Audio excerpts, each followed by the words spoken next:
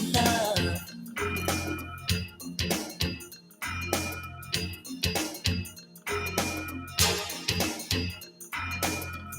I told her I'd never fall in love, but now I know better.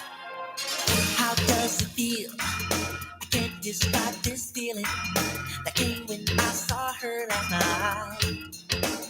Oh, she got to me.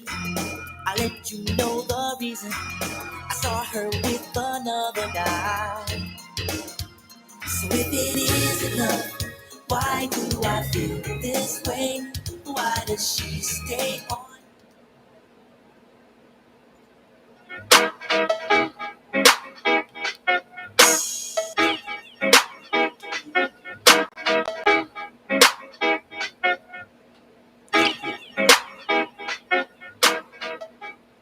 Yo, yo, yo. What's up, everybody? How are you? How are you? How are you? And happy Monday. We're super excited to see you. We're super excited to be here chatting with you. And we know that it is getting ready to be an awesome show. What's going on, family? It's your boy Jonathan, and we are back in the building. It's the stimulus, so we coming back at y'all, and of course, we missed y'all oh so very much. Man, Ciore, how you feeling? I'm feeling really good. Super good, actually. Yeah. Really good, actually. John, go ahead and press that one for me over to your right, opposite. All right. I'm feeling good. How's your weekend? My weekend was very relaxing. It was very relaxing. Some much needed rest, and rest has been like a common theme that I've been hearing repeated to me over and over and over again in various sources, whether that be family, friends, whether that be church. So I've been hearing that, John. Like, yeah, you out here, you doing things, but rest is necessary. And for me, of course, like technically speaking, rest could mean sleeping, right? Like getting a good night's sleep or getting any type of sleep at all. But I've had to like redefine what rest actually means. So I've been taking a little bit of time myself to really understand that rest also means kind of just relaxing your mind and kind of just giving yourself an opportunity to not think as much, not be on. And I've also had to like also come to grips with being on doesn't mean you're in front of people. Mm-hmm. Being Mm-hmm. on could mean that you're just by yourself thinking and maybe thinking too much, maybe overthinking, maybe putting pressure on yourself, and maybe just over analyzing. And I've had to calm all that down. I've had to calm all that down. So this weekend, this past week has been a lot of me just trying to, I guess, align myself to rest. So it's been good. It's been good. Good, good, good. Well, for me, it was a good weekend. I feel rested. But I also feel like I took the time to recenter and realign on what it is that I wanted for the rest of the year because I think that not I think it is definitely August and it's definitely almost halfway through August come this Friday. And I Crazy. think yeah, I think like, it was just 2020 last year. Then everyone's like, okay, it's about to be 2021. And here we are in 2021. And if people haven't been paying attention, like we are getting closer and closer to the end of the year. And so this weekend, I just started thinking about, okay, everything I said I wanted to do in January, am I ready to execute on it fully? And when I get to December, am I going to be pleased with the way that I was moving around this year? Because one thing that's important is like grace is important and taking it easy is important and resting is important. But at a certain point, like you have to hold yourself accountable to the things that you say that you want to do. And so this weekend, I think I just had some really reflective moments with myself about what is it that I want going forward. And that felt really nice to just be accountable to myself and to say, okay, this is what I need to do to get back on track. So Kiori was holding Kiori accountable. Yep. Yep. I'll just put it that way. I Yep. love it. I love it. So how do you feel about the year moving forward? What are you looking forward to? How does the rest of 2021 feel to you? I'm feeling pretty good about it. I'm feeling pretty excited about it. Honestly, I'm nervous, too. And I hate to say I'm nervous about holding myself accountable. But one thing I realized is that I'm not scared of accountability. I think I'm just anxious about the next level. Because it's like, if I thought it was hard to get to this level, if I thought I went through a lot to get here, I'm like, man, when I finally meet all the expectations on this level, it's gonna be time to go through a whole new roller coaster of Hmm. like growth. And Yes. I'm just like, oh my goodness. So if I'm being honest, just like anticipating the next level causes me to procrastinate more, because not because I don't believe I can, not because I don't believe like I'm capable, but it's just like, oh my goodness, I feel like I'm just now getting to a good, quote unquote, safe place where, I'm living the version of my life that I want to live. But then I had to get real about, dang, if I'm too scared to go to the next level, like this could be it for the rest of my life. And I definitely believe I have more life in front of me than I've lived up until now. And I'm just like, I can't be, while this is good right now, it's not going to be good 10 years from now. And if I want to make it there, then I'm going to have to Like this ain't gonna pick it be up. enough. Like, this ain't going to be enough. This might not even be enough next year. So I'm just like, what do I need to do right now to just like get my mind right? So it's like, yeah, I'm excited, but I'm nervous. Yeah, it's like that's excellent though, because if your level, if where you're at doesn't scare you, or where you want to go doesn't scare you, well, you're probably not doing enough. Listen, So you want goals and dreams that maybe intimidate you a little bit, that maybe make your heart race, that maybe have you laying awake at night sometimes, because that means you're probably headed in the right direction. You want to challenge yourself because that promotes growth. So as you grow, as you come into that new season, it's only right that you start to feel that way a little bit. But that means you're out here, you're doing your thing. man, So out here. out here. I was listening to Steve Harvey today. Someone sent me some motivation this morning. It was like, "Hey, John, I was thinking about you." So shout out to my dog Ken. I appreciate you for that. And it really was just talking about success. And not only is Steve Harvey an accomplished comedian and motivational speaker, but he's also a man of God, and he incorporates that into a lot of his teachings and to talking about how he became successful. And of course, he talks about that next level being hard. Being successful is hard. You pray, you do what you need to do, you go to school, you get your degrees, but understand when you hang those degrees up after you get done praying, talking to the Lord, your next task, your journey is going to be difficult. So there's nothing wrong with facing that head on and realizing that, yeah, this might be a challenge. Just accept that challenge. So Man, one thing I have to add to what you're saying is I too was listening to devotion this morning because it was a mhm, part of my reset. I love Sarah Jakes Roberts, yeah, but she she's was dope. she was talking about something that you say often. It's just like, you know, receiving a blessing to be a blessing. And she talked Yes. about we want to get grace so we can give grace, and she talked about you want to experience a miracle so that you can provide a miracle for someone else.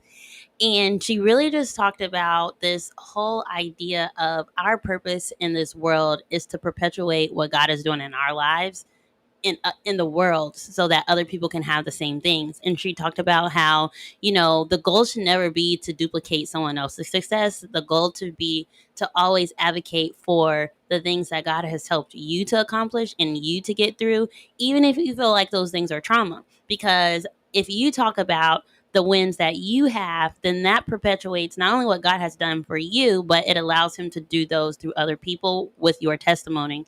And so when I think about just like, okay, yeah, it might be scary to go to the next level, but when you think about just like purpose, which is something that we talk about not too much, but all the All time, the time, every day.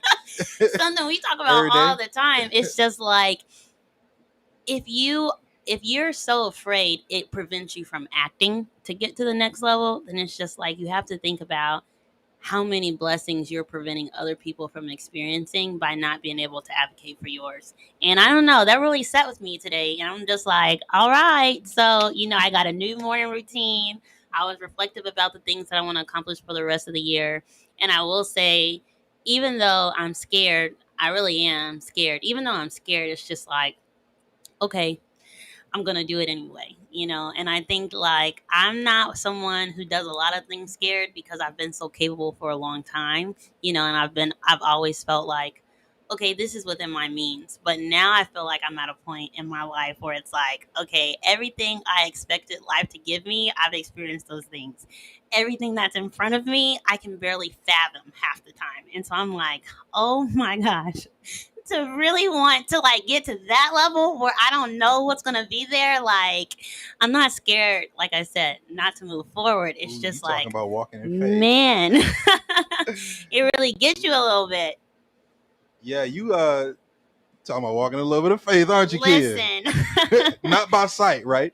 So I just want you to know I'm proud of you.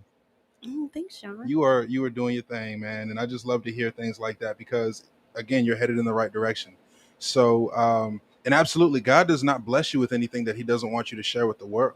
Whether you feel like that's big or small, the gifts that you have are supposed to be shared with those around us, and you're blessed to be a blessing. So I have that written on my board. That's been my thing for 2021. Blessed to be a blessing because in order for you to be able to bless others, you have to have abundance. Your Yeah. cup has to runneth over, so that's what we ask for. And if you're able to give to others, hopefully your cup is full. So I love it. I love it. I love it. I love it. And you know, um, that just brings me. I just want to share a few things because we've been talking about us just kind of being aligned and finding ways to be productive and really just focus on how are we going to be great. How are we going to be great? And no matter what demographic, no matter what generation, I think we all have a little bit of pressure as to what being great looks like, and sometimes that looks a little different. So I'm going to share something that another friend sent to me recently. She goes by Ciore Taylor. You might know her, and she sent this to me because sometimes I get a little worked up, and she's like, "It's okay." So this is an article that I found a lot of peace in, and it's just going to be our little hot topic for today, and it is the 4 unproductive habits that make you more productive. Mm-hmm. Mm. Mm-hmm. So it's a couple of them. So one of them is sleep in more. Yeah. Yes. Yes. Yes. I know somebody's ears just perked up. That rest you looking for, Right. do it. Take it. Yes, Take it. it'll be good for you. Right. And how long should you sleep? The actual amount of time depends on your body's needs, but your goal is to wake up feeling refreshed. Yeah. While you're sleeping, your body is doing the essential maintenance required. Your cells are repairing, your brain is processing information, and your sympathetic nervous system is relaxing. So it's very important that you receive that rest, that you get that sleep, because you really just don't go far without it. You know what? Someone told me this morning, and it wasn't John, it was actually my therapist, Muriel. She told me this morning, she said, there are certain things in life that we cannot do for other people. She said, eat is one of them. And I thought, no, duh. And then she was like, and sleep is another. And when you think about like healing and everything you have to process through and everything you have to work for in order to have your own satisfaction and fulfillment, she's like, there are just things you cannot do. And I just think about the fulfillment that we're talking about that is able that you're seeking whenever you're trying to be more productive. It's like rest is critical to that. And no one else can do it for you. Absolutely. Shout out to Mario. Yep. So number 2, take a lot of breaks. Yes, it's easy to forget about what's best for your brain when you're battling a deadline. We've all been through it.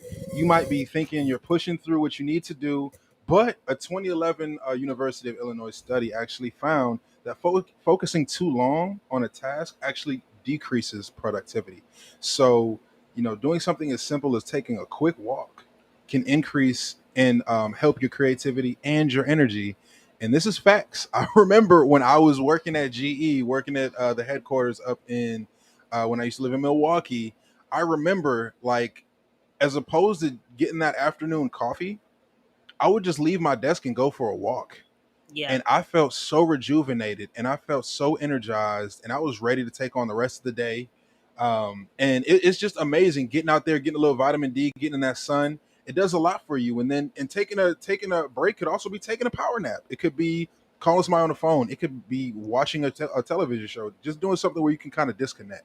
And I think that if you're someone who has to focus a lot on like very harsh content, there's also a technique that you can look up called the Pomodoro method, because it kind Yes. of sounds like Yeah. tomato sauce, you know.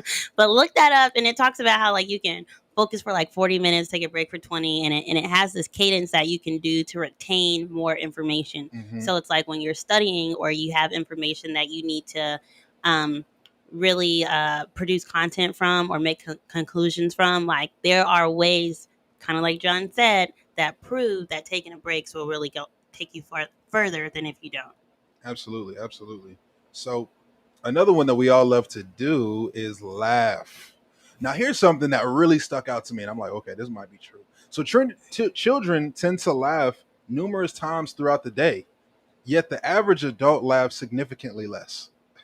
While being an adult may bring an added amount of responsibility and stress, it's important to find ways each day to do things that make you laugh and bring you joy. Yeah. So when I tell you I sat here and thought about this, and I'm like, this is too accurate. It's almost scary because I remember like just coming up, being in high school, like middle school, whatever. I could count on being around my friends and being able to like laugh to the point where I couldn't breathe at least once a day. At Oh dang. least at the lunch table, it used to go crazy, you know. So it's like it's important to like relive that, college, and then like as you come up, you start to get more responsibility. You take yourself way more serious, Maybe because there's and not a lunch table. we can have a. I love the we could recreate the lunch table. Matter of fact, it's 12 o'clock, so it's Meet us here lunchtime. for lunch. Meet us here Right. for Meet lunch. us here for lunch. Yes, yes, yes, yes. So take time to laugh, watch something that's funny. I love watching stand-up comedy. I like to watch ridiculousness on MTV if y'all are hip. But also the last part, do things that bring you joy. So be around people that bring you joy. Do things that serve you. Do things that you're like, I could really see myself doing this forever. Do something that makes you smile. Put a smile on somebody else's face. Be that person that brings other people joy as well. So that's really the key right there. I think laughter is like not only that, but it also promotes good health. Laughter Mm-hmm. is proven to really help with health and different things. That stress really a pandemic in of itself. You know what, I was just thinking, like there's trackers on your phone for everything, Yeah. all the way down to tracking your cycle. But it was just like, think about like if there's a tracker on your phone for how many times you laughed a day, If my just Apple Watch like told me you haven't laughed in the last hour, you probably I start would laughing be as far soon. more likely to do something about it. At least, hey, Yes, yes, somebody yes, might get yes. tickled out here. The last one is do nothing. So, Hmm. is your calendar filled with meetings, projects, or endless things to do? No. No, no, it is not. Because you know why? I have boundaries. Like Ooh. boundaries are critical. I do a lot though. I do a lot. Yeah, you are busy. But make sure that whatever. Let me. I was like, I'm never too busy, y'all. I'm never too busy. Right, right. And we might be constantly multitasking, and having a packed schedule might make you feel overwhelmed and exhausted. It's important to take time and get quiet each day. So do nothing. Matter of fact, I was thinking about this yesterday. Like, I pride myself on being busy. Like, I love being busy. I love running around and doing this, being like, I got back-to-back meetings. What you need? I only got 5 minutes to talk. Like I thrive off that, oddly enough. However, moving forward, I'm gonna start taking pride in saying I'm not doing nothing right now. You should, because there's also this thing, and I'm sorry, y'all. I've been like reading a lot more, taking in a lot more new information. But there is this concept that was in this book of Deadly Emotions that talked about how you can be addicted to stress. And it talked Yes. about how your brain can't tell the difference between um, whenever you're extremely excited or when you're really angry, because the way your body is stimulated is the same. And so when you think about people who are go, go, go, go, go, go, go, go all the time, and they can't really function without going, you really have to take a pause and ask yourself why, because that stress actually puts a lot of deterioration on your body. And, it shows up in your health and how you interact with the world. And so we're not saying don't be productive, don't make progress, don't create value, but also don't find your value in being busy. Be able to know like you still bring value to the table, even when you're resting. Yes. Yes. That's so important. Yep. That's so important, man. I swear, sometimes like I have trouble taking naps or just like it's really finding that rest because it's like, man, if I'm asleep right now, am I going to be as successful as I want to be? And the answer is yes. The answer is absolutely yes. There's nothing that's going to stop us. What God has for y'all is for y'all. So remember that. And with that in mind, make sure that you take time for a little self-care, a little self-love. So let's go ahead and talk about who we have on the show today. Woo, woo! I'm super excited. Round of applause in the chat. No. We have a local hero out here in the community. She's doing great things. It's Charity Marcus. So let me tell you a little bit about Charity. She's an entrepreneur, political operative, public relations and communication professional, business strategist who resides here in Tulsa, Oklahoma. As an entrepreneur, Charity is the founder and principal consultant at Charity Marcus LLC, a strategic consulting firm specializing in business and entrepreneurship, politics, government, and economic development. Avenue PR LLC, and which is a public relations and brand development agency. Currently, Charity serves as board of director for Leadership Tulsa, a board of director for Teach Not Punish, a community member on the Oklahoma Advisory Committee to the United States Commission on Civil Rights, and a member on the Governor's Minority Business Council, a council started under current Oklahoma Governor Kevin Stent to create programming to educate business and community leaders on business case diversity and inclusion for the state of Oklahoma. Charity is a Leadership Tulsa alum, class 52, and a Leadership Bigsby alum, class 13. Although Charity wears many professional hats, she continues her passion to better the community as a community advocate. Woo, woo. So she has so many credentials. I was out here getting tongue-tied. I'm like, hey, that's a lot. This board, that board, that board. Hey, so shout out to Charity. We'll be right back after this quick commercial break, so don't go anywhere.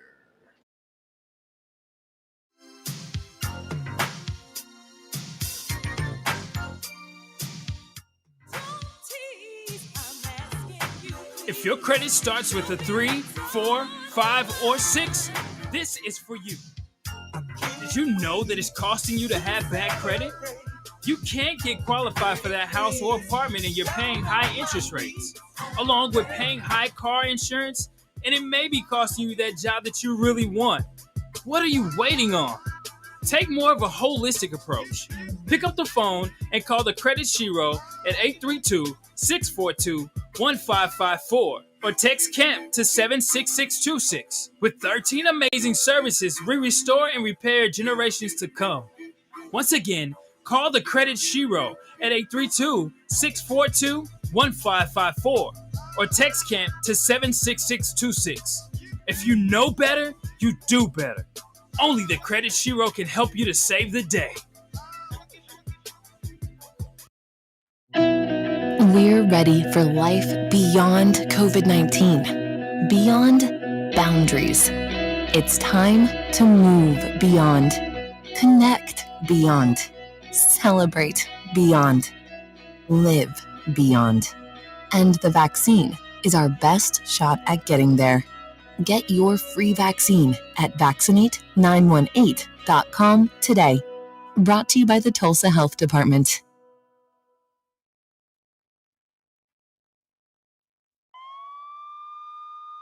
Okay, we're still sending code 3. North Star Security and Private Investigation provides over 35 years of experience to ensure your security and investigation needs are met. Our officers are CLEAT and state certified. If you're seeking employment, stop by our website at www.northstar securityandpi.com. For details on quotes and employment opportunities, call today at 918-248-6592. That's 918-248-6592. North Star Security and Private Investigation.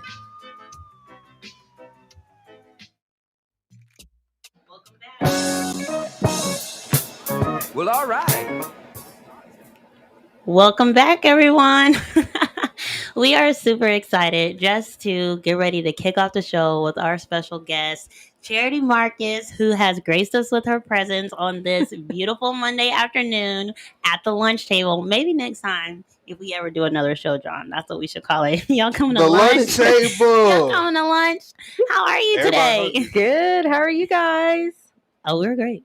Excellent. And we blessed and highly favored over here. Blessed to be a blessing over here. Listen, y'all was about to have me hop on the mic earlier. I was like, oh, hold on now. We preaching up in here. Let me get on the mic. Well, I know you got some good stuff for us today, Charity. Yeah, I hope so. So, what I really want to ask to start us off is, what are you most grateful for? I will say, and I know this sounds very cliche, I am most grateful for the life that I have. And I say that because there's been so many times in life when I felt like I was just at my wit's end. I didn't want to do this anymore. Life sucked.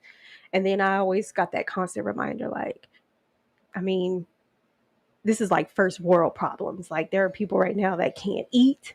There are people right now that literally are walking around pushing baskets, and you have a place to eat, you have a place to sleep, you have a car to drive. Even if you don't have a car to drive, you can Uber. Like, so I had to you got legs, you got bikes. There's things that I have in my life that so many other people don't have. The majority of the world don't have. And so I've had to come to learn to be happy and be grateful for the life that I have. It may not be where I want to be, but it's definitely not where I used to be, and it's definitely not where I've never been. So that's what I'm most grateful for. I love that. I love that too. Yeah, I feel like I have to put things in perspective too. Like we have to sit here and tell ourselves, like, man, is it really that bad?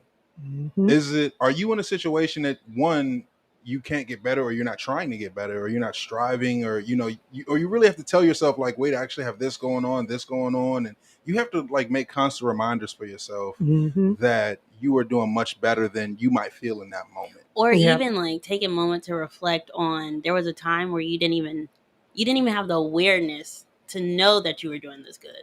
Like Mm-hmm. you didn't even have the awareness to know, like, it's okay for me to be doing better than, some folks in the world that, wish they could be in this position. Like, sometimes I think about myself 2 years ago and I'm just like, I had no frame of reference for gratitude at all. Just like not at all. So, I'm happy for you, because that in itself, is a certain level of privilege to be able to look at the world through the lens of gratitude. Yep. Oh yeah. Yeah, absolutely. So, man, you again, like I said, you have a very accomplished resume here. Just only reading bits and pieces. So, tell us, like, Why? yeah, like, Why are you doing all this stuff, Charity? or what is your why? I'll say my why is just who God made me to be in. And that's just like legitimately my passion, like helping others. Like, heck, my grandmother named me Charity Faith. Like, that's my name. And what is charity? Charity is love.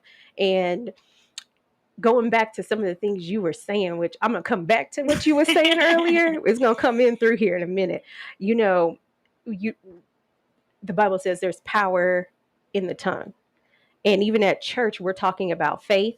That's where you're talking about walking in faith and all that. That's what she has to do. My pastor made us realize, he said, God's actions is what? Speaking. God didn't create the earth by physically putting his hands together. He created the world through speaking. which is why there's so much power in the tongue, which is why it matters what your name means, because whenever somebody calls you by your name, they are calling you what you are. So for me, my grandmother named me Charity. So I fully 110% believe that that's what she's calling me. She's calling me love. Now, some of y'all, I'm still working on it. But for the most part, I do everything I do out of love. Like, I genuinely have a passion to help others, whether it be in the political, community, economics, whatever it is that I'm doing. So for me, I do what I do because that's what I feel like I'm called to do. Um, it's frustrating, but I don't, and I get tired. But there's been times I'm like, forget this. I ain't about to be messing with this no more. And then, like, the next day, I'm like, oh, okay, well, we back at it again. So that's why I do it. That's what I feel like I'm called to do. That's my passion. I love it. I love it. So, what did you start first? Were you most interested in politics first? Was it PR strategy, or tell us kind of how you got started in this entrepreneurship field?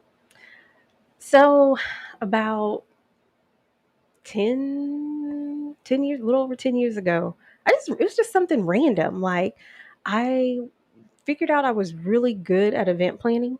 And so I started an event planning company back in 2009. So really more than about 12 years ago. Started this event planning company, and I moved to Dallas in 2010 and kept on doing it there. Um, and that's where I met my current business partner, who is my business partner with my PR firm. She was a mentor. And so we were doing like B2B work. And so she did PR. And so she was like, "Hey, you got to learn this stuff. You're trying to do concert promoting, you're doing concert management, club promoting, and all this stuff." And I was like, "I don't care. It's PR. I don't want to talk to the media. I just want to plan my events." And she was like, "Yeah, no, you need to learn it." So she taught me some things, and I was like, whatever. But also during that time, Obamacare was coming out. Everybody was talking about it, and I couldn't understand. I'm mid-20s, and I'm like, What's the big deal? Like, why are people arguing over healthcare and all of this stuff?" And then it clicked on me. I was like, I guess I should start being an adult and like start caring about politics. And so I started learning about politics while I was in Dallas, and I came to the realization that the only way to have policies and laws in place is if you get the right people elected. Because once something's in place, it's an uphill battle to get it changed, repealed, removed, any of that stuff. So you just got to start at the ground level. So when I moved back to Tulsa, I did not want to do my PR or my event planning company anymore, but I wanted to get more into politics. And so I started trying to figure out how to get into politics. I was just like, how do I do this? And I ended up working on the DA's race. And while I was working on the DA's race, I was like, I actually like this. This is fun. And then I found out people get paid to do this. And I was like, oh, I can like make a career out of this. And then on top of that, I started realizing, oh, I'm doing PR work and I'm good at it. And so it was at that point I was like, I think I'm going to start another company, and I'm just going to do consulting, and we're going to do PR, and we'll do politics, and then we'll do some business stuff on the side. And so that's literally how I got started into doing political consulting and doing PR work. It was all just kind of happenstance. Like, I just kind of fell into all of it. Listen, don't say that. Do not say that. Do not say that for the people in the crowd, because what I heard you say is someone spoke into you that this would be something great for you to do. And while you weren't interested at the time, I do think, like, hearing you say it, it's like, okay, it was kind of lingering until it came back full circle. And Yeah. then I also think about, like, you were doing things that you were interested in, and you saw value in those things, and you saw other people having value in those things, and then you stepped into them and like, okay, if y'all getting paid to do this stuff, I'm about to get paid to do this Yeah, stuff. that's true. That's true. And it's just like, I think it's so cool to hear that part of your story, just at bare minimum, because how many people always say, man, I don't like the way they're doing this job. I could do it better. I don't like the way they're doing this job. Like, I could do it better. But they would never actually charge to do the job to see if they could do it better. Yet You did all those things. Yeah, yeah. And I had to pay my dues too, because I was working on these campaigns. The first campaign with the DA, I worked on it for free. The next campaign I got pulled into another campaign and I worked that one for free. And it wasn't until the third campaign I worked on where I started getting paid to do it. Now, it did all happen in a short time span of like a year, but I did, take that chance to say, okay, let me do this till I felt comfortable charging. Yeah, absolutely. And I feel like when you're really passionate about something, you should be able to do it for free. There shouldn't be a problem in you saying, you know what, I'm going to just do this work because I like to do it, and the money will come. I think when you're really in your purpose, when you're really living out your why, money shouldn't necessarily be a focal point. And money will come. You do what you do well enough, and people are going to want to give you money, and it's going to get monetized. So I think that's excellent. Question: when you are deciding, I guess, on a political campaign that you might want to get involved in, are you looking at that person's platform points, or is it something where they come to you, or how does that process typically Yeah, go? like a lawyer. Like, do you have to believe they're innocent, or do you just Right. Or is it like, if you sign this check, we can move forward. we can make it Money work? talk, Like, let us know. I mean, it depends. Now, there are political consultants out there that they don't care as long as you cutting them checks. They're going to work on your behalf. For me, again, it's all about purpose. So I'm definitely going to vet you to see, do our values line up? Do our beliefs line up? Because at the end of the day, no matter what political party you're a part of, parties are not monolith. There is a spectrum of super ultra white ring to moderate. There's a spectrum of moderate to ultra left wing. So on that spectrum, I definitely got to make sure that our values and our beliefs line up. So people do come to me, and then I do some head hunting as well too for different seats. So I check. I don't care. Now, I've had a business partner that works with me, and he mainly serves as my campaign manager for our clients. Now, on the other hand, he don't care. He'd be like, "Well, I mean, they cut the check." I'm like, "Now pause. You Now send me hold zeros, they on. send Like, we're not going to do it like that." But so it just depends. But for me, yeah, no, we got to align on everything, and then I take their basics, and then I create a full platform. They may say, "I want to fix things this way," or I believe this, I believe that.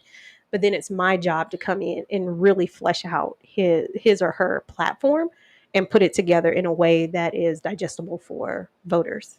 Well, tell me this. Like, it seems like such a privilege, and I'm gonna just keep using privilege because it's on my heart today. But it seems like such a privilege to be able to say, I'm only going to choose to work with the people whose values align with mine. Mm-hmm. And so, how did you have to learn that the hard way, or has that just been something that's been important to you the entire time to say, I'm only going to work on things that align with my values? Definitely the whole time. Because even before I've ever done anything entrepreneurship, I'm just a very values integrity based person. So that's why everybody in my family thinks I should be a lawyer, because like, one, if it's not right, I'm just going to argue with you about it. It's hard for me not to. Like, I'm still learning, like, just let it go, don't argue. But if I see that there's a integrity is being lost, or if I see something's not truthful or something's not right, I'm going to fight for it. So coming into politics and learning the things that I learned, I was like, yeah, this is not how, I don't want to be this type of person. Like, I just can't be this type of person, because if it's not right, I'm gonna tell you it's not right, and go from there.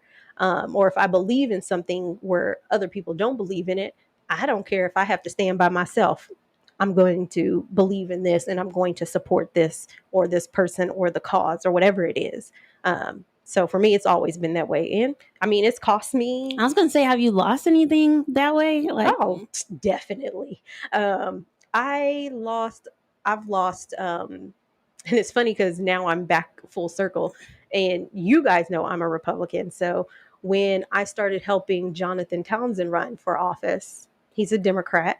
There's in North Tulsa, of course, there's no Republicans out here running. Like they know Black people ain't gonna vote for them. So I was like, let me help my friend, and it cost me a seat on the executive committee with the Republican Party at that time for helping. And I was like, but there's nobody even running out here. There's no Republicans running, and they're like, it doesn't matter. You're helping a Democrat. Yeah. So it costs. I lost a congressional candidate one year uh, because I spoke out against Trump. I was like, I don't support Trump. I don't like Trump. And this is Oklahoma. Oklahoma loves Trump. So I lost a congressional candidate because of that. They were getting ready to reach out to me and sign on with me, but then the campaign manager called me back and was like, I want to work with you. He wants to work with you, but your vocalization against the president is just not going to work. Like, oh well, I don't know what to tell y'all. Y'all gonna lose, but and they did. But it's the politics within the politics. Yes, you know what I'm saying? yeah. So yeah, I've definitely lost. So, but it is what it is. I don't care. Something else will come along the way. Yeah. So I want to take this opportunity to express the importance of local elections. So I feel like a lot of times, when we think of politics, we always think of federal, we always think of the national level, but we don't necessarily know, unless we've been educated or exposed, we don't understand how important those local and state elections are. So could you just tell us real quick, like how important it is and how much like it impacts our lives day to day with those local politicians? It is the most important. I would tell people, and I do tell people, I don't care if you do or don't vote for the president. At the end of the day, the president is not making your city laws. They're not making your state laws. They're not making your board of education laws. Everything is done locally. Um, the the reason the tickets that you can get, that's locally. Anything going on with your police department, that's local. Anything going on with your schools, it's local. So if you're not voting for your city councilors, your mayor, your school board officials, then you are severely missing out. You can't let national politics cloud your judgment to not vote locally. If you don't vote for anything, you need to be voting locally. How does that impact entrepreneurship? It impacts entrepreneurship because everything that we do, whether you're talking tax credits, whether you are talking the laws that you have to follow or the policies you have to follow, that's all done state and locally. So if right now my big push that I want to focus on is getting more tax credits for small business owners that they give to these large corporations. Why are we giving large corporations tax credits to come here? We got so many. Our city is ran on the backs of small business owners, but that's done through the city and through the state. Mm-hmm. So that's where we got to put everything. Okay, you heard it. You heard it here. Get involved in politics, not because of the controversy and the drama of it all, or just to say that you're on a certain team, but because it actually impacts your life and it impacts your children's life and your family's life and the people that you care about. Like politics is not a dirty word. Politics has to happen in order to create momentum, whether it's in your favor or against your favor. So I think like that is extremely critical. And so thank you for bringing that to the forefront. My next question for you, Charity, is, how does family really play into your role as an entrepreneur? Oh, it plays everything into the role. Part of the reason why I became an entrepreneur was because I could not. Well, of course, it's always about having your own time and being able to be in control of your time. But that's even more important when you are a parent and you're raising kids and you want to be able to be there for them in a way that you want to. Entrepreneurship is everything. My schedule does not start with meetings. I create my schedule based around my child and what I need to do for her. Um, and I wouldn't have that freedom if I worked a regular job. And of course, now COVID has made it more easier for people to have that flexibility. But before COVID, there was no flexibility. You're here from 9 to 5, 8 to 6, 9 to 6, whatever it is. You got to ask for your days off. You got to ask to do this. You got to ask to do that. And my daughter's a competitive gymnast. Come November, I have to travel every other weekend almost in order to get her to her meets. And when she started this, I was like, I need that freedom. I don't want to have to ask to do the things that I want to do. And so that's what entrepreneurship is. That's the most important thing for it. For me, it's not, yes, it's about making money, but most importantly, it's about having the time to be able to be there for my kids when they need me. Mm-hmm. I don't have kids, so there's not a lot that I can add to that. But I can say that my dad, he's a serial entrepreneur, and he's been very active in my life. From he was doing motivational speaking, he did real estate, he did in entertainment, business consulting, and what I know is, he was the coach for all of my little league, and he was on the school board, and he was a pastor at the church, and when my friends wanted to have a sleepover, I couldn't go to their house, but they came to mine, and he would take us to the park and he'd have relay races with us and get stuck in like the entertainment stuff. And you're just like, okay, so he was very present. And I attribute that myself to the reason he was able to be present is because he was an entrepreneur. And even my mom has always been present too, but just knowing that they were both able to work together because they had that flexibility to be there to support us. I know that it's really shaped the woman that I've become as well as my siblings. So that's what I have to say about parents and entrepreneurship. Do you have anything on that, John? Yeah, I feel like it kind of just goes hand in hand with your values. As an entrepreneur, you are inherently working at the things that are most passionate to you, right? And a part of that passion is living the life that you want to live, and that's what's so attractive. Or one of the things that's so attractive about entrepreneurship is being able to like have the vision, the thought, and the ideas. Like, I really have an opportunity to live my best life, whatever that is, and my best life is not necessarily all about me. It might be contributing to my family. It might be contributing to my community. And it might just be being a person that's able to be there, being able to be present, while making money the way you want to make money. So I just think that it's beautiful. And to add on top of that, when I think about, let's just make this real black for a second. When I think about raising black children, just real black. Hey, put it on us. When I think about raising black children in this world, in this society, in this time, there's so much in the world telling you that you can't. There's so much in the world telling you that, resources are scarce. There's so much in the world telling you that, like, you're not capable of doing the things that you want to do. But I believe very deeply that entrepreneurship teaches you resilience. It teaches you grit. It teaches you critical thinking. It teaches you how to deal with rejection. It teaches you all these really critical life lessons that, regardless of whether you are a child or not, for the child to see the parent experience those things, it teaches so many of those intangible lessons that you don't even think to teach right away, but they're watching, and I think about, even though I've worked 9 to 5 jobs, the core of my values is so centered on the lessons I learned watching from my parents. And I don't know if it would have been the same if I didn't see them struggle through their accomplishments and the choices that they had to make along the way. But then again, I do know it would have been a little different because I've watched my mom work her job and have so much fear around really speaking up and speaking her mind because she did not want to get out of the comfort of her situation. And and I have that tug of war internally sometimes, like, okay, do I want to be comfortable? I was talking about that earlier. Like, do I want to be comfortable and be in this situation forever, or do I want to take a risk and not know where it's going to be? So much of how we are shaped as individuals is so centered around what we're able to see when we're young. Yep, I totally agree. And that's one thing I like with my girls, they're on this ride with me. They get to experience everything that I go through.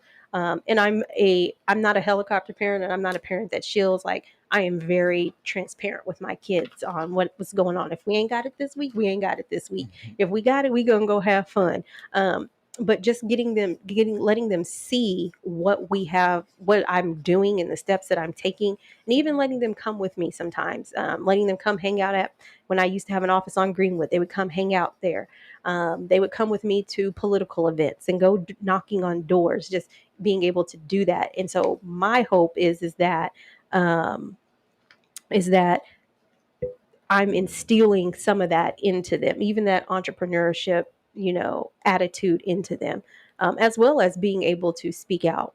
And unfortunately, my child got a mouth 10 times worth of mine. So I have to like, I be wanting to do that black mama backhand, and then I have to pause and be like, look, I mean, that's what you're teaching her, to speak up and speak out. But I have to teach her how to do it in a respectful, a respectful way. And hey, that's part of me too. It's another reason why I'm an entrepreneur, because I want to be able to say what I want to say, to who I want to say it to, how I want to say it, without having the fear of, am I going to lose my job? Because there's some people out here that have almost lost their jobs. There are people that have been blackballed around here. And so to be able to be in control of my own destiny, be in control of my money, my paychecks, what goes on. Yeah, that's golden for me. That's facts. I mean, I think that there's freedom in that. Yeah. Like, it feels so good, even just saying that, right? Like, y'all know what time it is. Y'all working with me. You know the value that you provide, and I feel like there's so much just self-worth that comes with that. Just being able to hold yourself to that esteem is important. Yeah. So I applaud you. And I'll say this too, everybody has a place. Mm-hmm. And so we all have to realize not everybody can do that. Not everybody needs to be in a place of speaking out.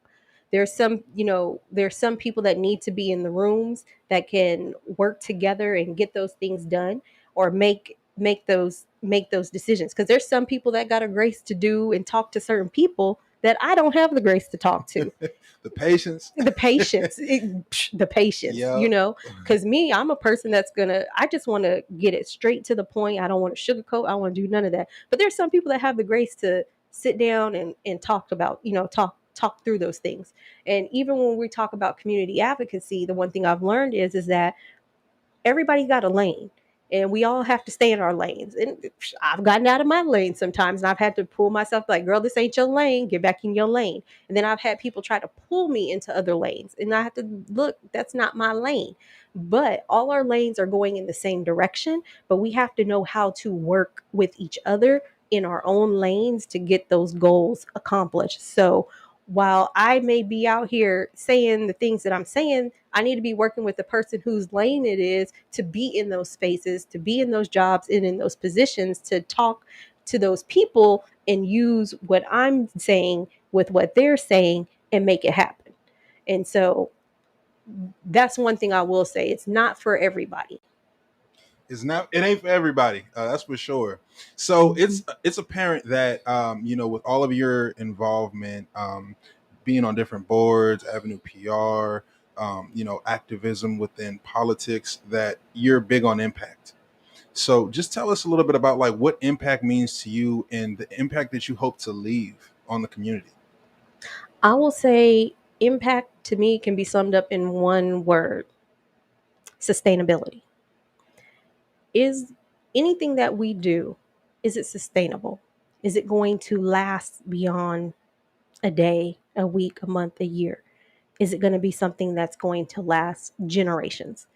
So whenever I'm looking at stuff that I'm doing, I want it to be sustainable.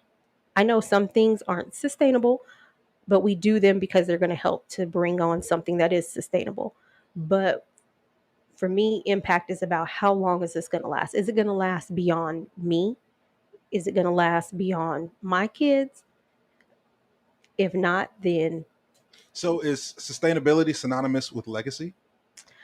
um, I mean, I guess you can say it is. You can say it is. I don't. For me, I don't know. Legacy. we all want to leave legacy, but for me, I feel like that's not that important to me. Like when I hear legacy, I'm like, I'm not that big on it, but I know it's important to some people, and I guess you could say it. But for me, it's not necessarily I was about gonna say, legacy. I think they're similar, but they're not synonymous. Okay. I think legacy is more focused on your individual contribution and the praise that you're going to receive later on, whether you do it intentionally for that reason or not. When I think about sustainability, it's what can I contribute to that's a part of the greater good for everyone, whether my name is mentioned or not, because I believe it's important. And I think like legacy is important. And I think you want your contribution to matter, but I think sustainability is more centered around, even if it doesn't, I'm still going to go hard for this anyway. Yeah, that's good. That's good. Okay, great. Love it. Yes. Okay, great. While I have everyone here, I think the conversation has been really great so far, and I know we got a few more questions for Charity, but I just want to thank everyone who is here and who's been present in the chat already. Shout out to Leon, shout out to Marquise, shout out to Milo for watching. I see we had Andrea in the chat. And then shout out to you, Tola, for being here. Just thank y'all so much for y'all support. My man Marcel, what's up? He's a past guest. He's a Stimulus alum. Yes, Shout out to my dog. Yes, he is. So y'all, just thank y'all so much for y'all support. And if y'all have questions, feel free to drop them in the chat. Charity, my next question for you is, what would it take for you to walk away from entrepreneurship? That's a question. That's great, because I just came with that off the dome. I was like, I need a question. What is it? What is it? I know, right? Literally, the Lord is going to have to tell me to walk away. Like, God's going to have to talk to me and be like, I need you to do this now. Like, nothing else is gonna stop that. So, yeah. Is that good to you? It gives you that much freedom and just everything you want? I will say that, yes, it does. But again, it comes back to purpose and what I think my God-given purpose is. And for me, what God has called me to do, this is where I need to be. So unless God says otherwise, I'm not moving. I mean, it's the same way like that for me in church. Like, God put me in my church. Ain't nothing that's going to get me away from church, that particular church, until God says, okay, time for you to go over here. So until God says, I need you to take this job, I'm not going anywhere. Yeah. I think a really important takeaway for that is just knowing that you have to be grounded in what you believe you're supposed to do, and just like no one can eat for you, sleep for you, heal for you, no one can really tell you what it is that God has purpose for you. I mean, there are people who will try, or there are people who, will tell you what they believe, but you have to have that conviction within yourself that says, this is how I'm going to live my life because I believe that this is the purpose that I've been given.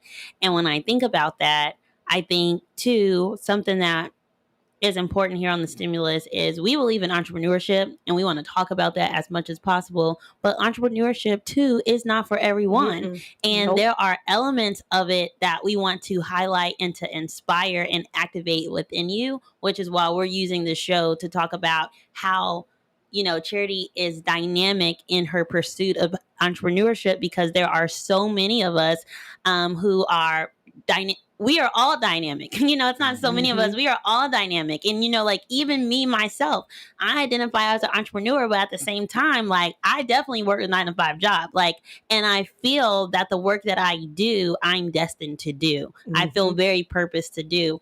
And when I think about, even some of the words that Charity said around everyone has a lane, that is something I believe very deeply. And when I think about the impact that I'm able to create within my role, within my 9-to-5 right now, this is where I'm supposed to be. Yep. And so everything that I do as an entrepreneur, yes, it gives me confidence. It gives me clarity. It gives me that conviction to live, move, and breathe the way I want to be in the world. But I also know that there's that balance for not just the things that I want to do right now, but also the things that I feel purpose to do. And so I think it's just really important that you hear our heart on this as, Stimulus co-host, myself and John, that we believe in entrepreneurship, and we believe entrepreneurship has lots of great lessons that it can teach everyone. But we are also, very passionate around, what is it that you believe that you are supposed to do, and how can we learn from everyone's story? Yeah, yep. And the crazy part about even like what you're saying is that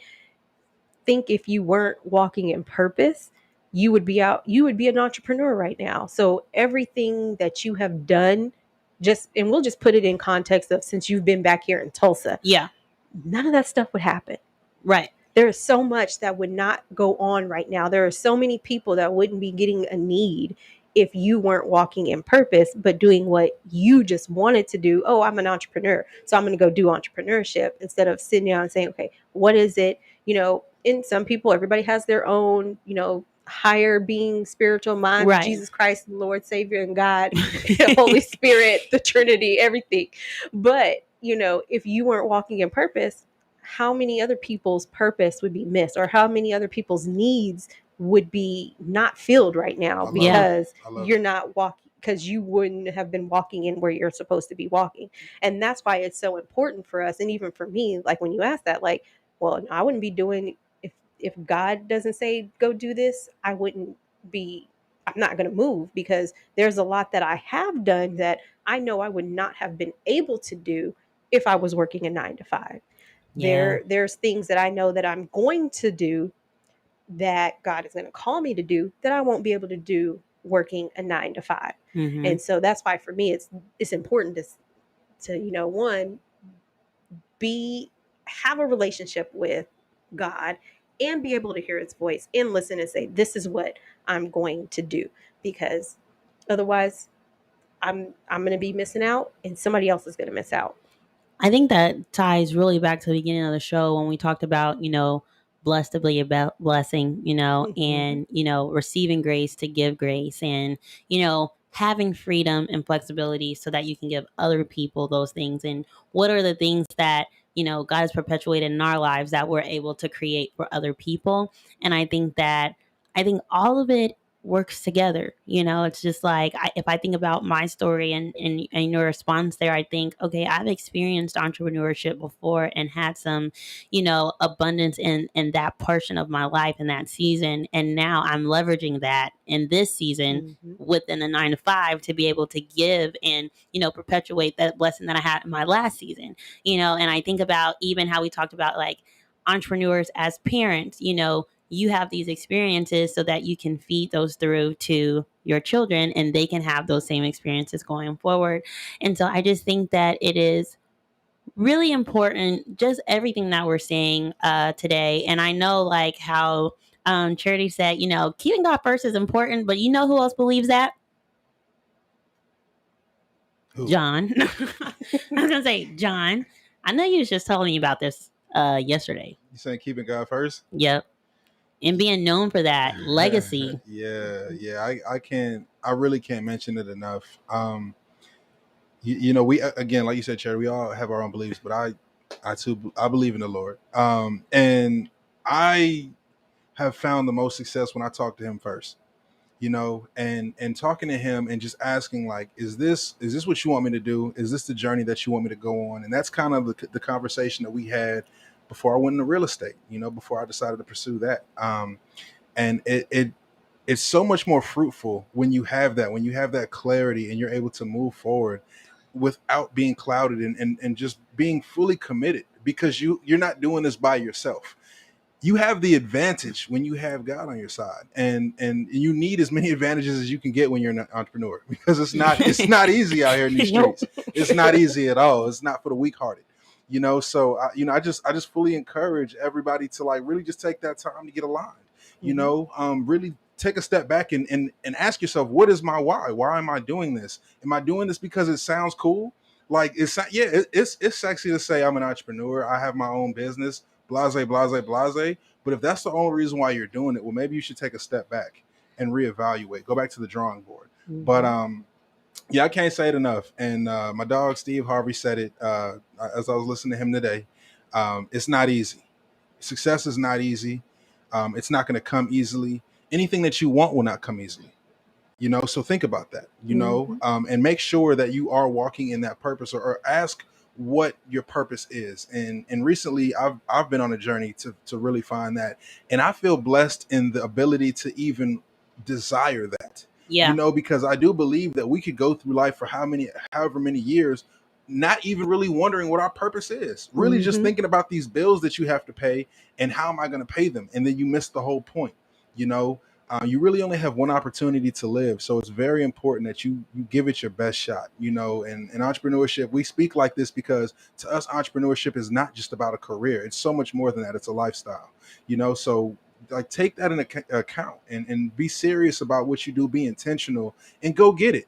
Go after it. Get after it. Listen to the stimulus as much as possible, because we're gonna keep giving you that good stuff, Yes, man. yes. And I'll say this too, even to a lot of what Ciore said is that, like you were an entrepreneur, but right now in this season, you're not an entrepreneur. And everybody needs to understand that entrepreneurship isn't for everybody. Yeah. And it isn't for every season of your life. Maybe it is for every season of your life, but not all the time. You have to be in tune with your purpose in order to know that. Because at the end of the day, if we are all entrepreneurs, who's going to work for us? Right.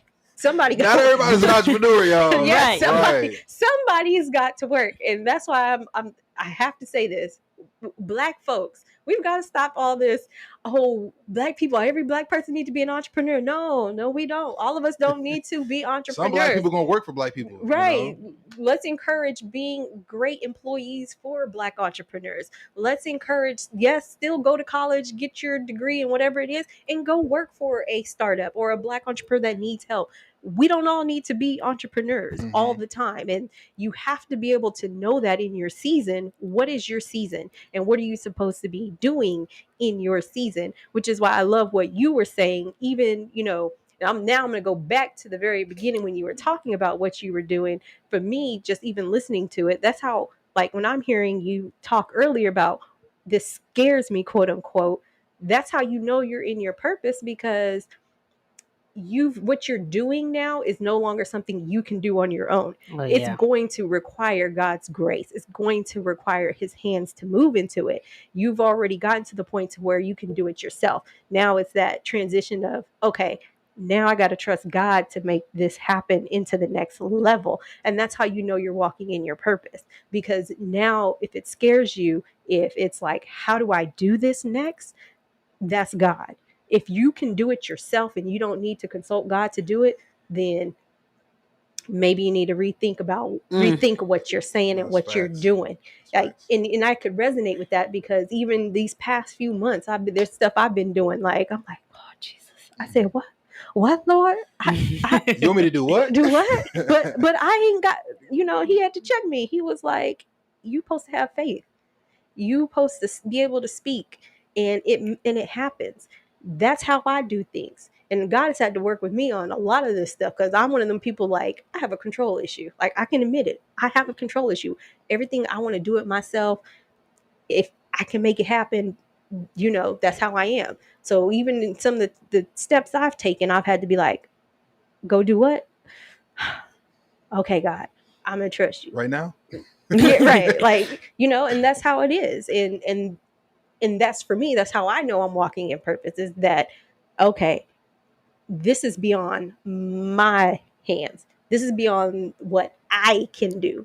So now if I want to take it to the next level is God's level. So that's a word. Hey, write that down. Next level is God's level. So, like, as you're thinking about that, you now have to reframe your mind. And yes, I am going into preaching now for a quick second. I'm going to just, because I got to say it. Preach. You're going to have to reframe your mind to say, God, what is this? What do you want me to do? Have faith in it and start speaking what you want. Yeah. Because that's how God operates. And if we are to be like God, we got to start acting like God and really doing what God does, which is God speaks. Right. And then having the faith to do it, and truly having faith, because some of us don't truly have faith, and that's why we're not getting our stuff done. Truly have faith, like the woman with the blood the issue Yes. of blood, where she Yes. just touched it. God didn't work on her. Jesus didn't work. She touched him and he said, "Your faith healed you. I didn't do it. Your faith healed you." So, Man. Wow. How do you feel, John? Because I feel better now than I felt at the beginning of the show, and I thought I felt great coming in here. So I thought I felt good too. so that's my exit out of here is take it to the next level. Your next level is God's level. As entrepreneurs, trust God and get it done. Well, then tell people how they can contact you then, because I'm sure people gonna want some follow up counseling, right, consulting, or just somebody preaching. gonna be shooting you some. Somebody need a word. Yeah, somebody gonna need some charity. Y'all can find me on Facebook, Charity Marcus. Just Google me. No, Facebook, search me, Charity Marcus, and y'all will be able to get in. You can email me info@charitymarcus.com, or you can call me 918-810-9222. 3 2s. Yeah, 3 2s. I love it. I love it. I love it. I love it. So, Ciore, you asked me how I'm feeling. I feel inspired. I feel encouraged, and I'm hoping that everybody out there listening feels the same way as well. This is what we do it for, is we are here to help each other, to build community, to help lift as we climb, and to make sure that we are keeping that door open. You know, as we get a seat at the table, we got to create more seats, and a part of that is really just making sure that we give each other the keys, the tools, what we need to be successful. So, and really a huge part of today's message is learning more about Charity and her journey and everything. But really, I think we can all agree that if you keep God first, if you have that faith, there's nothing that you can't do. We want your dreams to scare you. You know, have vision where you absolutely have no idea how you're going to get there, but you're going to say, I'm gonna climb this mountain, but I don't know where to even take the first step. You know, I don't even have anybody to go along with me. All you need is God. All you need is that faith. All you need is that know-how. All you got to do is speak it into existence. All you got to do is believe. So you have those qualities. We all have that ability to believe that. You got to believe in yourself. So to all our stimulus people out there, you know, just have that faith, you know, and then have people around you that encourage you, you know. So, and not just encouragement, also accountability. You know, accountability, it is critical. In fact, when I say critical, I mean it is desperately critical. You know, you can encourage yourself, you can try and hold yourself accountable, but when you talk about momentum and like get into the next level, sometimes you're going to walk into it, sometimes you're going to try to push yourself into it, and sometimes there are going to be people at the next level who are going to pull you into it through them holding you accountable. And I think that is super important. And building on top of that accountability, there's an announcement that we want to make for Workflow Wednesdays for Black entrepreneurs, side hustlers, business operators, and anyone who is startup curious. This Wednesday, August 11th, from 5:30 to 7:30, if you go to 36 Degrees North, Base Camp 2, which is kind of like right behind Dos Banditos and behind Best Bank, you know, if y'all been to in the Blue Raw, there's going to be free dinner and free networking. And so just make sure that if that's a community that you want to be a part of and you want to rub shoulders with, there's going to be an opportunity there to just connect and really just like dive into your workflow. Did you just say free dinner? You know, I did. I love it. I'll be there just for that. Okay. We know you like to eat, John. You know I love to eat, right? No, right. That's what I'm saying. Hey, shout out to them. Shout out to Alfred Jackson that's out here making that happen. So with Lightship Capital. Lightship Capital. So man, there's so many good things happening in the community. I'm excited. Today is August 9th. So I want to challenge everybody to just write out some goals that you have. Today is Monday. Write out some goals that you have for the day, for the week, for the month, and then to finish off this year strong. We really want to see that you're accomplishing the things that you put your mind to, but it starts with putting your goals first. So you want accountability? Here it is. So, you know, we want to encourage you all to get in the comments and start writing in some of these goals that you have. Let us know, and we'll continue to talk about it, and we'll reach out to you, and we'll see, hey, where are you at in these goals? So as we say this, Ciore and I will be writing out our goals today as well. We've been having this conversation. We are going to be talking about what needs to be done. We have less than 4 months left in 2021, and we need to make it count. So get ahead on yourself, get ahead on your goals, and that vision that you have, it's going to take a little work. Faith without works is dead, y'all. So don't think that you're going to just sit here and then just have the vision and then wait. No, you got to go get it. So we're going to be right there with you in the process. And we're so excited for y'all. How you feeling, Kia? I'm feeling like it's time to go get this paper. Okay. Yes. And when I say go get this paper, I meant an actual piece of paper so that we can get on these goals right now.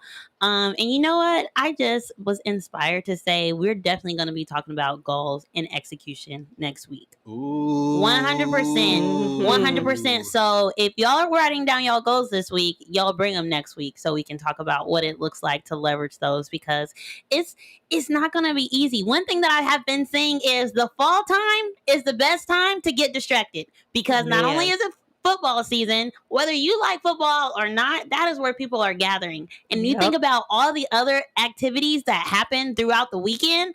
Now they're going to be happening on only 2 days. So there's going to be twice as much to do on Friday and Saturday, and a whole day of Sunday dedicated to one another. And like my man said to me the other day, it's also going to start getting darker much earlier. So you're going to feel like when the sun goes down, there's no more work to do. And so if there's any time to slow down and lose momentum, it is now. We really need you to fight against that. If y'all are trying to be in the stimulus club with us, because we're going to be executing over here. We're going to be executing. We're just hoping that y'all will be able to say the same. So thank y'all so much. So real quick. Yeah. So you mentioned football, right? Do you have yes. Okay, for everyone listening, because I'm talking on the camera. Guys, look at my face, because I just need y'all to know I am so proud of my little brother, Corey Taylor, who signed with the Cleveland Browns this week. Yes. And I must double stamp talking about faith and being in position, because my little brother, I am so godly proud of him. But he went through pro day. He went through the draft. He was not chosen.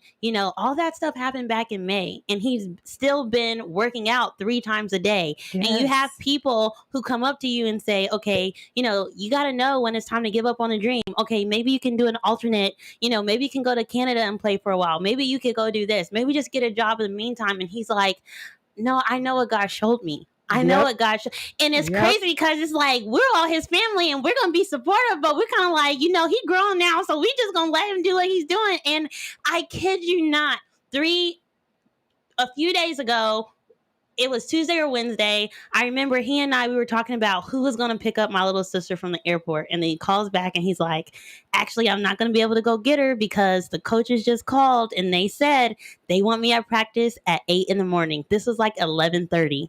The day before, and they put him on the plane at 5. By the time he called at 11:30 the next day, he was signed. And you talk about staying in position, you talk about faith, you talk about having a vision, you talk about how no one else can believe for you. Like, we can believe with you, but we can't believe for you, because your belief is what kept you working out 3 times a day months after, when no one else could see the vision. Your belief kept you in position when everyone else said that you should quit. And when you talk about having a miracle to be a miracle, when you talk about the only person who can take credit is God, like, listen, I am so proud, and I want to be this proud of myself when the end of the year happens. That's why I got to be focused on my goals, because I want to be able to get a blessing, to be a blessing in just the same way. But you're right, I do have an announcement, and y'all, shout out to him. Make sure y'all follow the Browns.